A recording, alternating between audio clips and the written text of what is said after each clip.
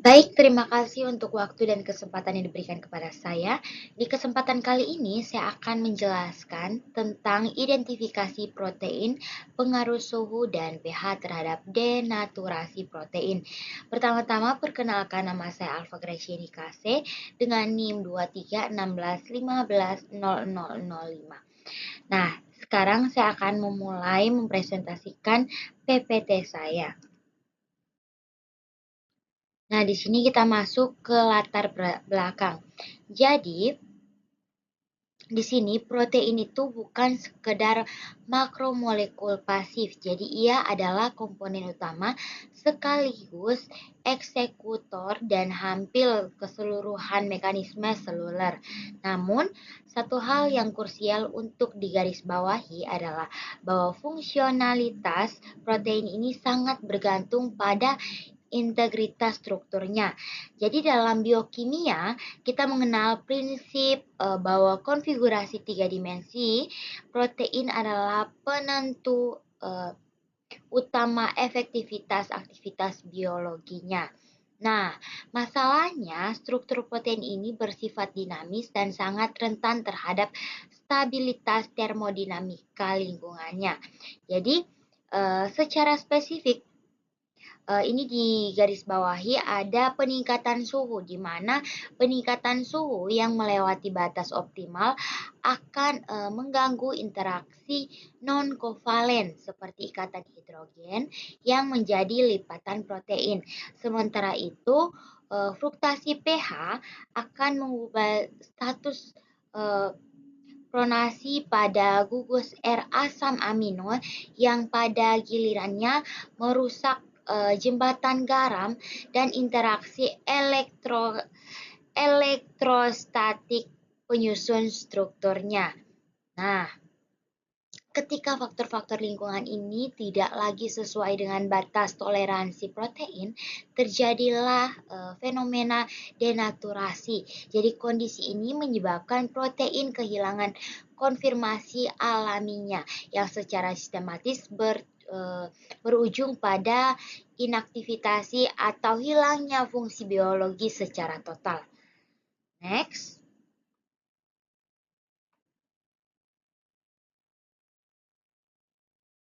Nah, sekarang kita sudah masuk ke pengertian dari protein.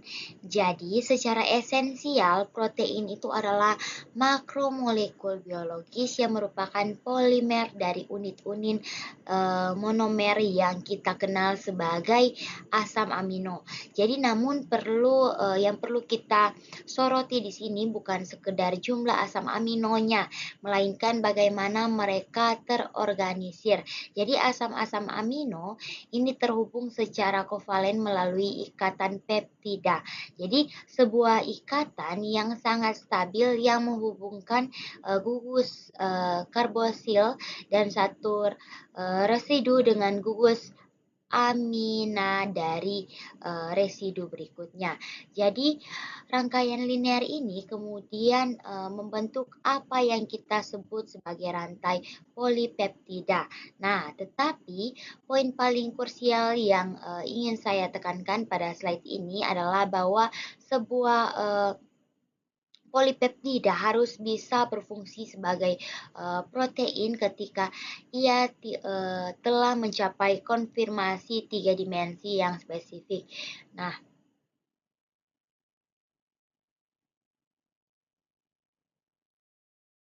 Nah, teman-teman, jadi rangkaian linear ini kemudian membentuk apa yang kita sebut sebagai rantai polipeptida. Ya, next. Nah, di sini kita masuk ke fungsi protein. Jadi, fungsi protein ini memiliki penting dalam organisme hidup. Jadi, misalnya enzim yang mempercepat reaksi metabolisme, antibodi yang berperan dalam sistem imun, serta protein struktural yang membentuk jaringan tubuh. Nah, next.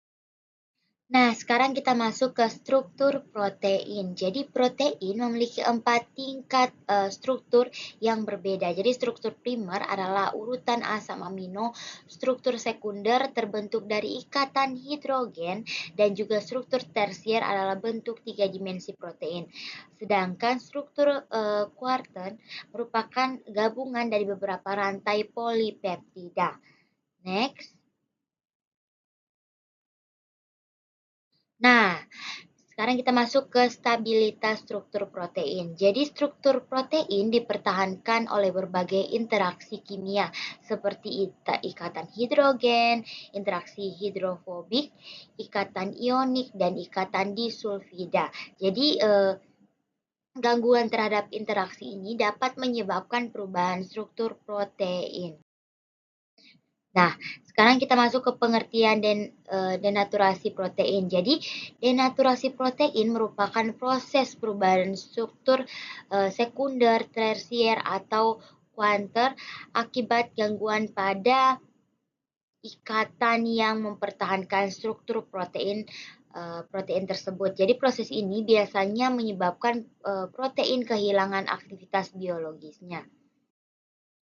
Nah, ini adalah penyebab denaturasi protein. Yang pertama itu ada suhu tinggi. Jadi peningkatan suhu meningkatkan energi kinetik molekuler. Jadi hal ini menyebabkan vibrasi yang cukup kuat untuk memutuskan ikatan hidrogen dan interaksi hidrofobik yang menjaga struktur sekunder dan tersier protein.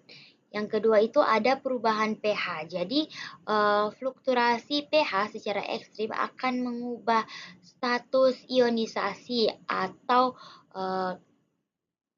protonasi pada gugus samping asam amino tersebut. Jadi akibatnya jembatan garam dan interaksi elektrostatik itu yang menopang struktur protein akan terganggu. Yang berikutnya itu ada logam berat. Jadi ion logam berat dapat meningkatkan dengan gugus fungsional protein. Jadi khususnya itu gugus sulfidril ya yang seringkali memicu persepsi atau gangguan protein. Yang berikutnya itu ada pelarut organik. Nah, agen seperti alkohol bekerja dengan cara mengganggu interaksi hidrofobik internal protein sehingga memaksa bagian dalam protein yang hidrofobik untuk berperan ke lingkungan luar. Yang terakhir itu ada pengaruh mekanik. Jadi tekanan fisik atau yang dihasilkan dari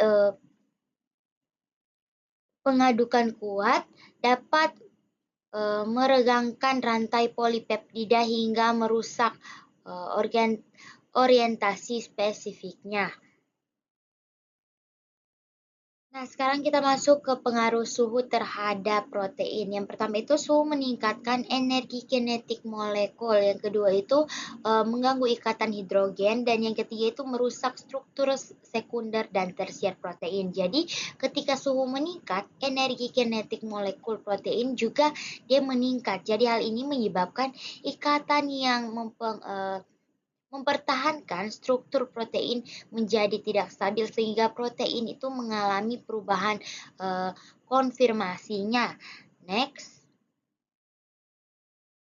Nah, di sini ada dampak denaturasi oleh suhu.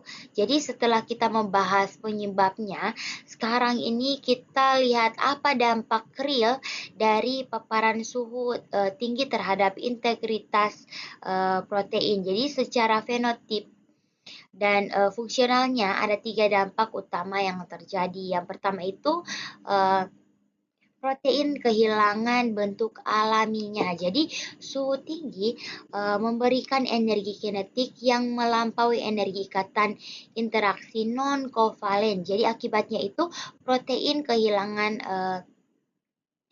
bentuk alaminya. Jadi rantai polipeptida yang tadinya terlihat rapi menjadi terbuka atau acak. Nah, yang kedua itu ada aktivitas biologis menurun di mana karena fungsi protein sangat spesifik terhadap bentuknya, jadi kehilangannya itu struktur otomatis menyebabkan eh, penurunan aktivitas biologis secara drastis. Jadi protein tidak lagi mampu mengenali substrat atau menjalankan perannya sebagai biokla bi mohon maaf sebagai biokatalis. Nah, yang berikutnya itu ada terjadi. Nah, yang berikut itu terjadinya koagulasi atau pengumpalan protein. Jadi, fenomena ini adalah poin yang paling visual. Jadi, ketika struktur protein terbuka, residu asam amino hidrofobik yang seharusnya tersembunyi di dalam menjadi terpapar keluar ke air. Jadi, untuk meminimalkan kontak dengan air, protein-protein yang terbuka ini akan saling berikatan satu sama lain. Jadi membentuk besar yang tidak kenal sebagai koagulasi atau pengumpalan. Jadi penting untuk dicatat bahwa dalam banyak kasus, terutama pada suhu ekstrim, proses ini bersifat irreversibel. Jadi protein telah mengalami perubahan struktur permanen dan tidak dapat kembali ke bentuk fungsional semula meskipun suhu diturunkan kembali. Nah, ini ada contoh denaturasi oleh suhu. Jadi pada saat telur dipanaskan, jadi protein albumin mengalami denaturasi sehingga berubah dari bentuk cair menjadi bentuk yang padat. Jadi proses ini merupakan contoh nyata dari denaturasi protein akibat dari suhu tinggi. Next. Nah, di sini ada pengaruh pH terhadap protein. Yang pertama itu ada pH mempengaruhi muatan listrik protein. Jadi, protein adalah molekul amforter yang muatannya sangat bergantung pada konsentrasi ion hidrogen di lingkungannya. Jadi perubahan pH akan mengubah status protein atau deprotonasi pada gugus samping asam amino tersebut. Yang kedua itu mengubah tingkat ionisasi asam amino, di mana ketika pH bergeser menjadi titik isolistriknya, residu asam amino seperti lisin atau asam aspartat akan mengalami perubahan ionisasi. Jadi hal ini mengubah distribusi muatan positif dan negatif di seluruh permukaan protein. Dan yang terakhir itu penggunaan interaksi ionik protein.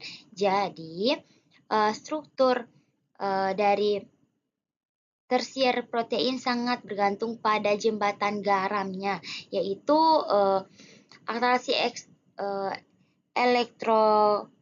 elektrostatik antara muatan yang berlawanan. Jadi perubahan pH yang ekstrim akan memutuskan interaksi ini. Jadi dapat menyebabkan gaya tolak-menolak antar muatan yang sejenis yang akhirnya memaksa struktur protein untuk terbuka atau terdenaturasi. Nah, sekarang kita masuk ke dampak denaturasi oleh pH.